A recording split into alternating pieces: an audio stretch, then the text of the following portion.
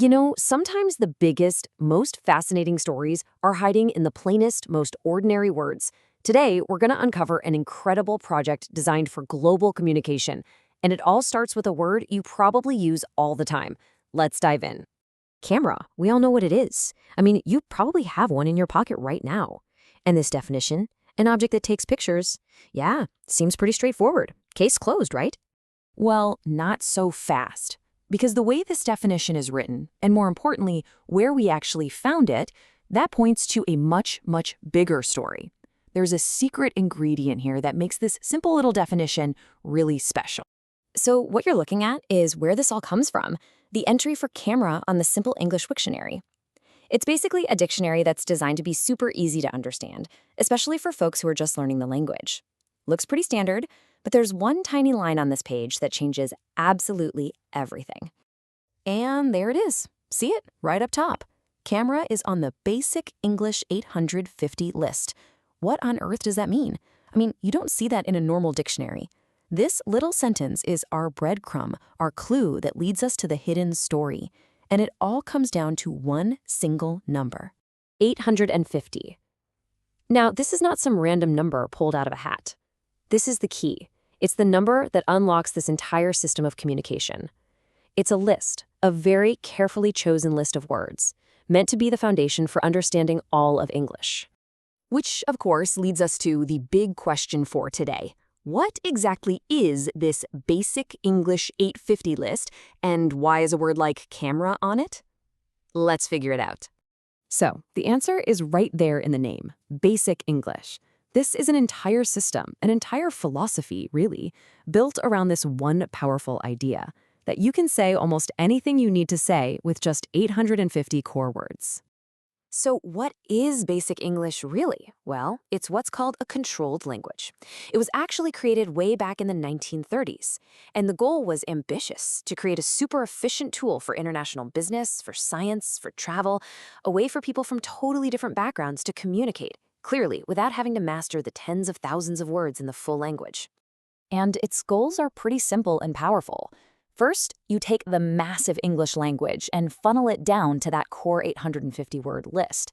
That forces you to be incredibly clear. It's also designed to be a bridge, helping people learn English by giving them a really solid base to start with. And of course, this whole system is the engine behind resources, just like that Wiktionary page where our whole journey started. Okay, so that's all the theory. Now let's see how it actually plays out in the real world. How does this system take our word camera and make it so simple and understandable for everyone? Okay, look at how the system breaks this down. It's really clever. Instead of one long, complicated definition, it's split into simple, bite-sized ideas. First, it's an object for still photos. Got it. Second, it's a machine for moving pictures. Easy enough. And third, it even explains that specific kind of weird legal term, which comes from the Latin word for room. Each idea is served up one at a time. And the simplification doesn't even stop with the definitions. Check this out. The source page gives you two ways to say it. You've got the more formal, three-syllable camera, and then you have the faster way most of us probably say it, the two-syllable camera. It's all about giving you the most direct path to understanding, both in meaning and in sound. And the system is built to expand, kind of like building with Legos. Once you understand the core word, camera, it's super easy to get the related concepts. A cameraman? Well, that's just the person who operates a camera. A video camera? That's just a camera for moving pictures. And in camera, that connects right back to that legal definition we saw, meaning something is done privately, in a room. It's all logical, it all just makes sense. Okay, so let's zoom out for a second. We've gone deep on one word, but what's the big picture here? Why does a system like Basic English even matter? This example sentence from the source page, it says everything. The shooting was caught on camera. Think about it. Every single word in that sentence is simple, basic, but the statement itself is incredibly powerful. It describes a complex, serious event with zero confusion. There is absolutely no ambiguity. That right there is the power of simple language. And that's really the ultimate takeaway here.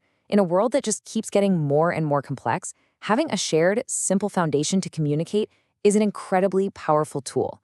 It's not about replacing languages, it's about building bridges between them. It's a great reminder that sometimes the clearest way to be understood is just to be simple. Which leaves us with one final thought to chew on. We've seen how this idea of simplicity can unlock the meaning of a single word. But what if we applied this thinking to bigger, more complicated ideas? Science, politics, economics. How much more could we all understand, and how much misunderstanding could we avoid if we all just agree to start with a foundation of 850 simple words? Something to think about.